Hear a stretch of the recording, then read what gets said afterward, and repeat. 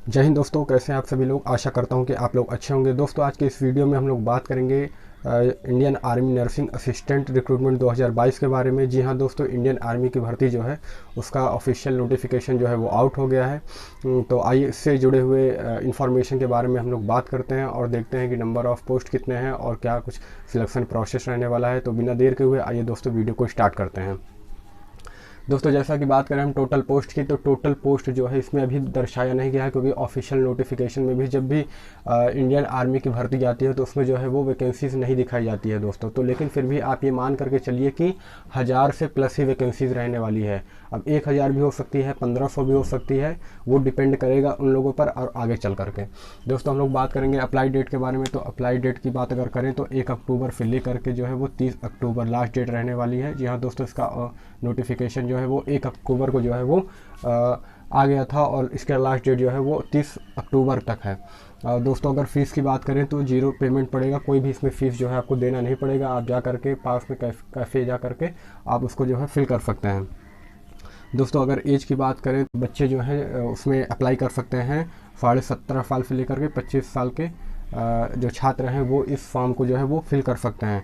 दोस्तों अगर age between की बात करें कि कितने से कितने बीच में अगर होना चाहिए एज, तो दोस्तों 1 अक्टूबर 1997 से लेकर के 1 अप्रैल 2005 के बीच में जिस बच्चों का भी डेट ऑफ बर्थ है वो इस फॉर्म को जो है वो फिल कर सकते हैं। दोस्तों अगर बात करें हम लोग सैलरी की, तो सैलरी जो है वो 30,000 प्लस रहने वाली है। शुरुआती सैलरी जो है दोस्तों वो 30,000 प्लस रहने वाली है और इसमें काफ़ी महंगाई भत्ता और भी अलाउंस जो है वो जुड़ करके और भी जो है वो बढ़ेगा ही।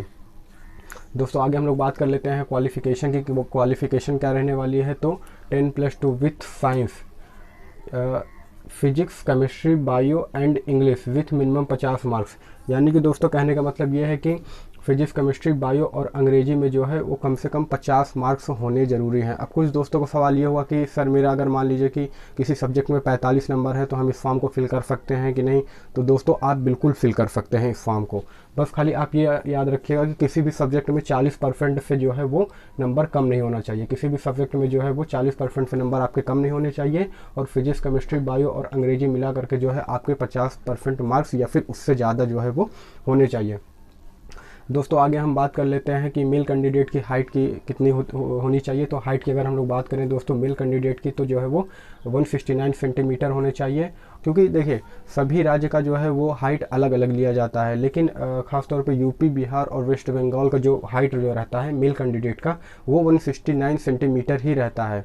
और दूसरी तरफ अगर हम लोग बात करेंगे दिल्ली, पंजाब, हरियाणा के स्टेट की, तो वहाँ पे जो है वो हाइट 170 प्लस होती है, यानी कि 170 सेंटीमीटर प्लस ही वहाँ ली जाती है। अभी दोस्तों हम बताएंगे कि किस राज्य में जो है वो कितने हाइट ली जाती है मेल कैंडिडेट के लिए। दोस्तों आगे हम बात करेंगे चेस्ट की। तो चेस्ट की अगर हम लोग बात करेंगे दोस्तों तो 77 सेंटीमीटर से लेकर के 82 सेंटीमीटर के बीच में होना चाहिए। यानी कि अगर मान लीजिए ये ज़रूरी नहीं है कि इसी के बीच में होनी चाहिए, लेकिन 77 सेंटीमीटर से कम नहीं होनी चाहिए। और दूसरी चीज़ है कि उसको जब हम फुलाएंगे, सीने को जब हम फुलाएंगे चेस्ट को, तो वो कम से कम 5 सेंटीमीटर दोस्तों ज़रूर फूलना चाहिए। अगर मान लीजिए 78 चेस्ट है तो वो फुला करके जो है वो 83 होना चाहिए। 77 है तो ये 82 जो है वो आना चाहिए। दोस्तों आगे हम बात करेंगे वेट की कि कितना वेट होना चाहिए। तो एज़ पर हाइट वो हाइट के हिसाब से तय किया जाता है कि आपका वेट कितना होना चाहिए, लेकिन फिर भी मिनिमम वेट की अगर हम लोग बात करेंगे दोस्तों तो 50 किलोग्राम से जो है वो कम नहीं होना चाहिए। 50 केजी से दोस्तों वो कम नहीं होना चाहिए किसी भी हालत में। दोस्तों अगर रनिंग की बात करें तो 1.6 किलोमीटर इन 5.45 मिनट, यानी कि 1.6 किलोमीटर की रनिंग जो है आपको 5 मिनट 45 सेकंड के अंतर जो है वो पूरी कर लेनी चाहिए, तब जा करके आप इसमें जो है वो क्वालिफाई माने जाएंगे। दोस्तों आगे बात करें पुलअप्स यानी कि बीम की, जो हम लोग बीम मारते हैं। तो दोस्तों बीम की अगर हम लोग बात करें तो इसके लिए अलग अलग नंबर जो है वो डिसाइड किए गए हैं कि आप कितने बीम मारेंगे तो आपको कितना नंबर जो है वो दिया जाएगा। तो दोस्तों अगर मान लीजिए बीम की बात करें तो 10 टाइम्स अगर 10 बार आप बीम मारते हैं तो आप इसके लिए जो है वो 40 मार्क्स जो है वो निर्धारित किए गए हैं। और अगर मान लीजिए कि 9 टाइम्स अगर आप बीम मारते हैं तो उसके लिए 33 मार्क्स निर्धारित किए गए हैं। 8 टाइम्स बीम के लिए 27 मार्क्स निर्धारित किए गए हैं। 7 टाइम्स बीम के लिए 21 मार्क्स और 6 टाइम्स बीम के लिए 16 मार्क्स निर्धारित किए गए हैं दोस्तों। तो दोस्तों आप लोग कोशिश कीजिए कि पूरा का पूरा जो है 10 बार आप बीम मारिए और ज़्यादा से ज़्यादा अंक जो है वो प्राप्त कीजिए, यानी कि 40 मार्क्स। दोस्तों आगे हम बात कर लेते हैं 9 फीट डिच, यानी कि दोस्तों उसमें आप जानते होंगे कि 9 फीट का जो है वो गड्ढा होता है और उसको क्या किया जाता है कि मतलब कि छलांग, जो लॉन्ग छलांग, जो लंबी छलांग जो होता है वो मारा जाता है। वही है कि 9 फीट का जो है वो गड्ढा खोदा जाता है और उसको आपको पार करना रहता है 9 फीट का। उस 9 फीट ये सब आपको मालूम होगा। उसके बाद ये जिगजैग की बात करेंगे तो जैसे जिगजैग की अगर बात करें तो एक लोहे की रॉड होती है, उस पर आपको बैलेंसिंग बना करके जो है वो कुछ दूर जो है वो चलना रहता है। ये सब प्रोसेस है दोस्तों, और शायद इसके बारे में आप जानते भी हों। दोस्तों आइए आगे हम बात कर लेते हैं कि एडमिट कार्ड कब जारी होने वाले हैं। तो दोस्तों देखिए, अगर ये एडमिट कार्ड की बात अगर करें तो बिहार और झारखंड का जो एडमिट कार्ड है दोस्तों वो 15 नवंबर 2022 तक जारी कर दिया जाएगा। 15 या ज़्यादा से ज़्यादा 16 नवंबर तक जाएगा। 15-16 नवंबर तक जो है बिहार और झारखंड के जो है वो एडमिट कार्ड को जारी कर दिया जाएगा। दोस्तों आगे हम लोग बात कर लेते हैं सिलेक्शन प्रोसेस की, कि सिलेक्शन प्रोसेस क्या रहने वाला है। तो PST यानी कि physical standard test, and PET यानी कि रनिंग हो गया, फिजिकल एलिजिबल टेस्ट, और DV यानी कि डॉक्यूमेंट वेरिफिकेशन उसके बाद किया जाएगा। उसके बाद आपका मेडिकल होगा दोस्तों, उसके बाद रिटर्न लिया जाएगा, और सबसे लास्ट में जो है आपकी मेरिट लिस्ट बनेगी।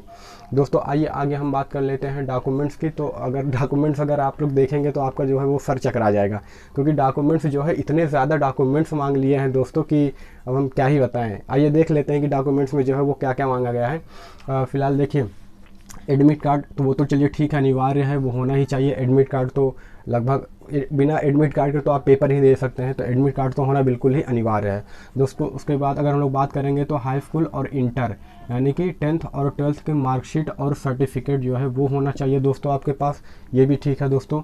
उसके बाद 20 फ़ोटो वाइट बैकग्राउंड। अब दोस्तों 20 फ़ोटो पता नहीं वो लोग क्या करेंगे, 20 फ़ोटो मांग रखे हैं उन्होंने, और विथ वाइट बैकग्राउंड यानी कि बैकग्राउंड जो है वो वाइट होना चाहिए।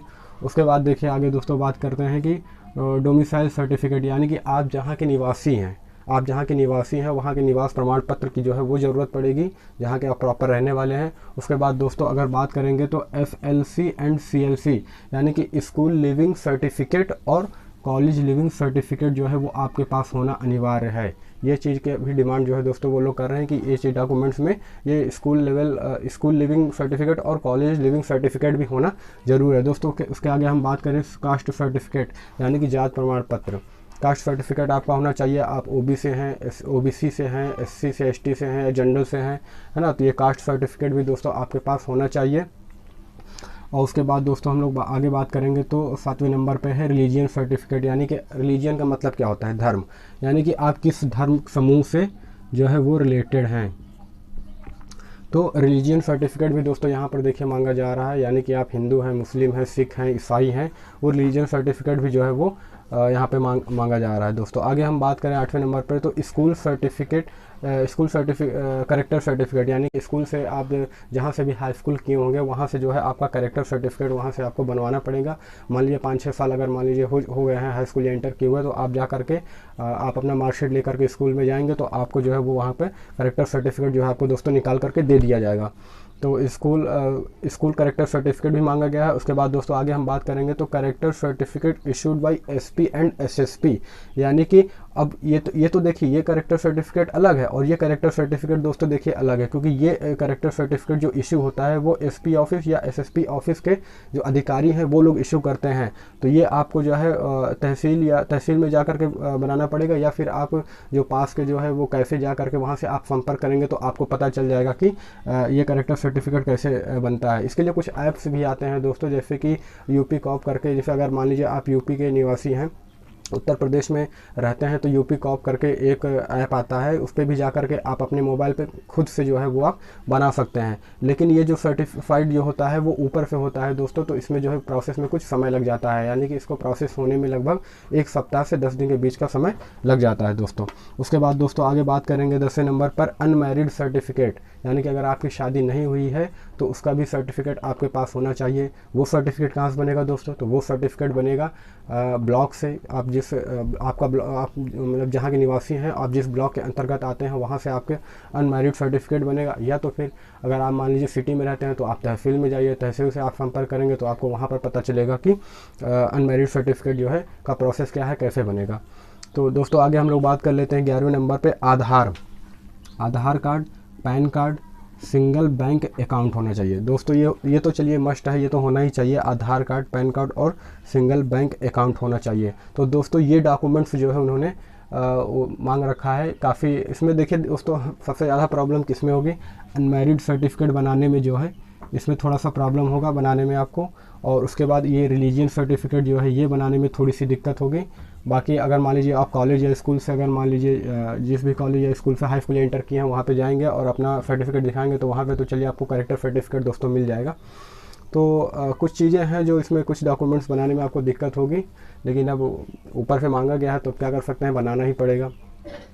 अच्छा, इंडियन आर्मी नर्सिंग असिस्टेंट में काम क्या होता है दोस्तों, तो जैसे इंडियन आर्मी नर्सिंग असिस्टेंट में होता यह है कि जिन सोल्जर को जो सोल्जर जख्मी हो जाते हैं या फिर कहीं कट जाता है तो उसका जो प्राथमिक उपचार किया जाता है, यानी कि फर्स्ट एड यानी ट्रीटमेंट किया जाता है दोस्तों, तो उसी का काम रहता है दोस्तों, वही काम करना रहता है नर्सिंग असिस्टेंट में। यानी कि जो भी जख्म हो गए, कहीं कट गया तो वो जो है उपचार जो है वो करते हैं, तो इतना सा काम रहता है दोस्तों। अच्छा, कुछ बच्चे ये भी कह रहे होंगे कि सर ये जो है 4 साल के लिए तो नहीं है, तो दोस्तों ये अग्निवीर योजना के तहत नहीं है, ये अग्निवीर योजना के तहत बिल्कुल नहीं है दोस्तों, 4 साल का नहीं है, परमानेंट जॉब रहने वाली है, तो उसके लिए आप बिल्कुल निश्चिंत रहिए। वो 4 साल वाला आप भूल जाइए बिल्कुल, ठीक है, ये परमानेंट आपकी जॉब रहने वाली है दोस्तों।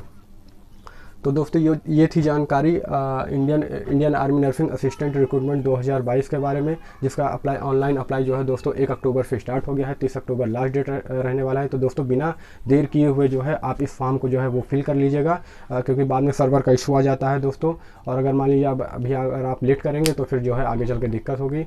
और जो है रनिंग वगैरह मारते रहिए, अगर आप डिफेंस सेक्टर में अगर आप जाना चाहते हैं, आप इंडियन आर्मी लवर हैं दोस्तों, तो आप जो है वो रनिंग वगैरह मारते रहिए, आप उसकी पूरी तैयारी करते रहिए। और ये जो गोल्डन अपॉर्चुनिटी है, ख़ास तौर पर जो छात्र जो है साइंस साइड से किए हुए हैं, यानी कि पीसीएम इनके इंटर में जो है वो पीसीएम फिजिक्स केमिस्ट्री मैथ और इंग्लिश है, तो उनके लिए जो है बहुत ही सुनहरा अवसर है दोस्तों। इस अवसर को आप लोग मत गवाइएगा, ये फॉर्म जरूर फिल कीजिएगा। अगर बात करें पेमेंट की, तो पेमेंट जो है कोई पेमेंट नहीं लगेगा, 0 रुपये पेमेंट इसमें जो है वो लगना है। तो दोस्तों आपको ये इन्फॉर्मेशन अच्छा लगे तो दोस्तों हमारे चैनल को सब्सक्राइब कीजिएगा दोस्तों। इसी भी प्रकार के ऑल गवर्नमेंट जॉब वैकेंसीज का अपडेट जो है वो हमारे चैनल के माध्यम से आपको मिलता रहेगा दोस्तों। आपका कोई अगर सवाल हो तो आप कमेंट सेक्शन में जा कर के पूछ सकते हैं। दोस्तों हमारे वीडियो को लाइक कीजिएगा, चैनल को सब्सक्राइब कीजिएगा और बेल आइकन को भी दबा दीजिएगा। फिर मिलेंगे किसी नेक्स्ट वीडियो में, तब तक के लिए